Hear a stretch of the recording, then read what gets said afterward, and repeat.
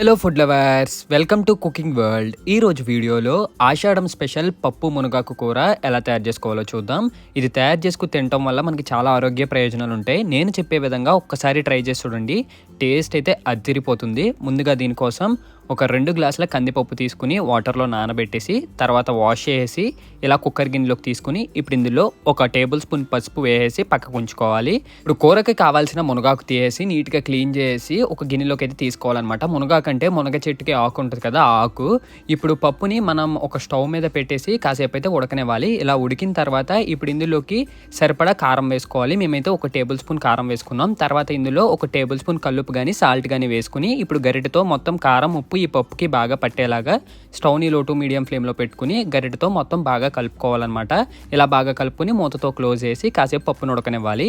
ఇప్పుడు ఒక కడాయిలోకి ముందుగా మనం నీట్గా క్లీన్ చేసి పెట్టుకున్న మునగాకు ఉంటుంది కదా, అది పచ్చివాసన పోయేంత వరకు గరిటెతో అయితే వేపుకోవాలి. ఇలా వేపేసుకుని ఇప్పుడు ఈ దాకని తీసుకుని మనం రోల్లో కానీ లేకపోతే మిక్సీలో కానీ చూపిస్తున్న విధంగా అయితే వేపుకున్న ఆకుని వేసి ఒక టేబుల్ స్పూన్ సాల్ట్ వేసి ఇప్పుడు దీన్ని బాగా దంచడం కానీ లేకపోతే మిక్సీ పట్టించేసి ఈ విధంగా తయారు చేసుకోవాలి. ఈ ఆకుకూర బాగా చేదు రాకుండా ఉండడానికి ఈ ఆకుని మనం చేత్తో ఒకసారి రసం కింద పిండేసి ఈ ఆకుని అయితే సెపరేట్ చేసుకోవచ్చు. తర్వాత అదే కడాయిలోకి సరిపడా ఆయిల్ వేసి ఇప్పుడు ఈ ఆకు అంతా వేసేసి ఇది కూడా కాసేపు అయితే మనం స్టవ్ని లో టు మీడియం ఫ్లేమ్లో పెట్టి కాసేపు వేపుకోవాలన్నమాట. ఇలా వేపుకున్న తర్వాత ఇందులోకి కొద్దిగా కొబ్బరి తురుము వేసుకోవాలి. కొబ్బరి తురుము వేయడం వల్ల కూర టేస్ట్ అయితే చాలా బాగుంటుంది. ఇలా వేసేసి ఒకసారి కలుపుకోవాలి.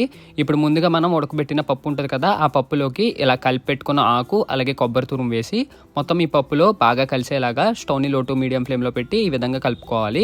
ఇప్పుడు తాలింపు కోసం తాలింపు సరుకులు అయితే తీసుకోవాలన్నమాట. ఎండుమిర్చి, కరివేపాకు, అలాగే ఆవాలు, జీలకర్ర, ఇంకా వెల్లుల్లిపాయ రెబ్బలు.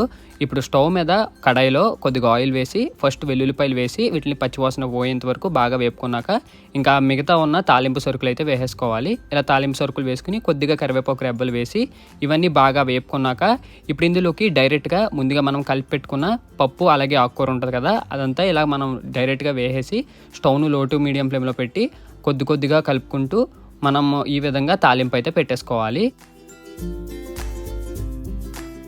ఈ కడాయిలో ఉన్న కూరని కింద నుండి పైకి ఒక 5 నిమిషాలు బాగా కలుపుకున్న తర్వాత స్టవ్ ఆఫ్ చేసి సెపరేట్ చేసుకుంటే అదిరిపోయే పప్పు మునగాకు కూర అయితే రెడీ అయిపోతుంది.